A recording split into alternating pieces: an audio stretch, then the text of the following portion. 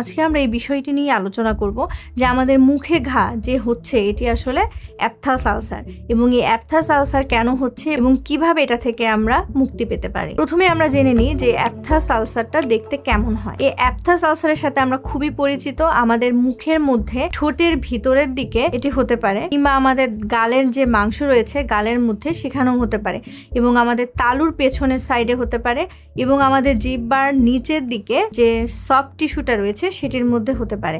মূলত এই আলসারটি আমাদের সফট টিস্যুতে হয় এবং এটি খুবই পেইনফুল। এই আলসারটি দেখতে ডিম্বাকার বা গোলাকার হয়ে থাকে এবং এটি অনেক সময় সাদা, হলুদ কিংবা গ্রেশ টাইপের যে কালার রয়েছে সেরকমও দেখায়। এই আলসারটির একটি চেনার উপায় বা যেটি দেখে আমরা বুঝতে পারি বা ডায়াগনোসিস করি যেটি একটি অ্যাপথাস আলসার, সেটি হচ্ছে এই আলসারটা একটি বাউন্ডারির মধ্যে থাকে। আমি প্রথমেই বলেছি এই আলসারটি খুবই পেইনফুল এবং যখন আমরা খাবার খাই সেটি যদি ঝালযুক্ত হয় বা মশলাযুক্ত তখন এই পেইনটি আরও বেড়ে যায়। অ্যাপথাস আলসার হলে মশলাযুক্ত খাবার এবং ঝালযুক্ত খাবার আমরা অ্যাভয়েড করতে পারি এবং সাথে সাথে টক জাতীয় খাবারও আমরা অ্যাভয়েড করতে পারি। এ ধরনের খাবার খেলে আমাদের পেইন একটু বেড়ে যায়। এই আলসারটি আমাদের মুখে একটিও দেখা দিতে পারে অথবা মাল্টিপল বা অনেকগুলো দেখা দিতে পারে। এখন আমরা জেনে নিই যে কি কি কারণে আমাদের অ্যাপথাস আলসার হচ্ছে। মূলত অ্যাপথাস আলসার কোন ভাইরাস বা কোন ফাঙ্গাল বা কোন ব্যাকটেরিয়া দিয়ে হচ্ছে সেটি এখন পর্যন্ত আবিষ্কার হয়নি। অর্থাৎ আমরা এটা শিওর হলাম যে এটি কোনো ব্যাকটেরিয়াল, ফাঙ্গাল কিংবা ভাইরাল ডিজিজ নয়। অনেক সময় পেশেন্ট এসে এরকমও বলেন যে আমি একটি অ্যান্টিফাঙ্গাল মলম লাগিয়েছিলাম যেটির কারণে এখন ভালো হয়ে গিয়েছে, কিন্তু আলটিমেটলি ওই অ্যান্টিফাঙ্গাল বা অ্যান্টি ভাইরাল কোনো মলমে বা কোনো জেলেই আসলে এই অ্যাপথাস আলসারের উপরে কোনো ইফেক্ট পড়ে না, কারণ এটি আসলে ভাইরাল বা ব্যাকটেরিয়াল কিংবা ফাঙ্গাল কোনো ডিজিজ না, এটি কোনো ছোঁয়াচেও রোগ নয়। তাহলে কি কারণে আমাদের অ্যাপথাস আলসার হচ্ছে? কিছু কিছু কারণ রয়েছে যেগুলো অ্যাপথাস আলসার হওয়ার সম্ভাবনাটাকে আরো বাড়িয়ে দেয়। সে কারণগুলোই এখন আমরা জানবো। সবচেয়ে কমন যে কারণটির জন্য আমাদের অ্যাপথাস আলসার হয় সেটি হচ্ছে স্ট্রেস বা দুশ্চিন্তা। কোনো কারণ নিয়ে যখন আমরা টেনশনে থাকি তখনই আমাদের এই অ্যাপথাস আলসার হয়। যেমন কালকে আমরা কোনো জায়গায় জার্নি করতে যাব, সেজন্য আমাদের রাতে অনেকেরই ঘুম হয় না, সে কারণে অ্যাপথাস আলসার হতে পারে। অথবা কালকে আমাদের কোনো পরীক্ষা রয়েছে, সেই টেনশন আমরা ঘুমাতে পারছি না, বা কালকে আমাদের কোনো জায়গায় ইন্টারভিউ রয়েছে, এই স্ট্রেসের কারণেও আমাদের অ্যাপথাস আলসার হতে পারে। আরেকটি কারণ রয়েছে যদি আমরা পর্যাপ্ত পরিমাণে না ঘুমাই, অর্থাৎ ঘুম ভালো না হয়, সেক্ষেত্রেও আমাদের অ্যাপথাস আলসার হতে পারে। এছাড়া হরমোনাল চেঞ্জের জন্য আমাদের অ্যাপথাস আলসার হতে পারে।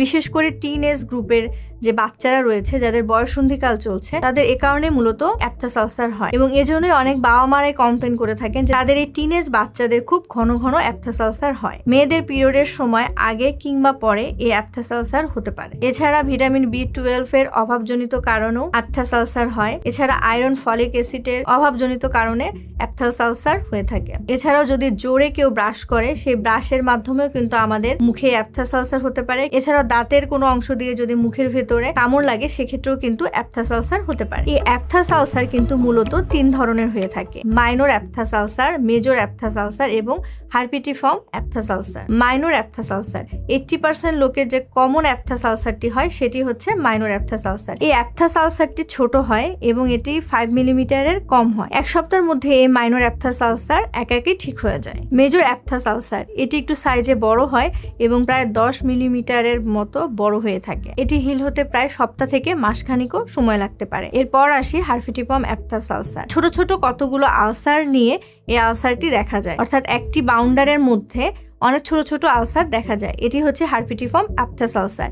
এটি হিল হতে প্রায় 1 মাসও লাগতে পারে। এখন জেনে নেই অ্যাপথাস আলসারের কি চিকিৎসা। অ্যাপথাস আলসারের মূলত ডিরেক্টলি কোনো চিকিৎসা নেই। আমাদের চিকিৎসার মূল উদ্দেশ্যই থাকে পেইন যাতে কমে যায় এবং এই অ্যাপথাস আলসারটি হিল যেন তাড়াতাড়ি হয়। এজন্য আমরা কতগুলো প্রিভেন্টিভ মেজার ফলো করে থাকি। আমরা যদি এই অ্যাপথাস আলসারের জন্য কোনো ট্রিটমেন্ট নাও নিই, তারপরে এই অ্যাপথাস আলসার 5 থেকে 7 দিনের মধ্যে কিন্তু নিজে নিজেই ঠিক হয়ে যায়। এবার আসি প্রিভেন্টিভ মেজারের মধ্যে।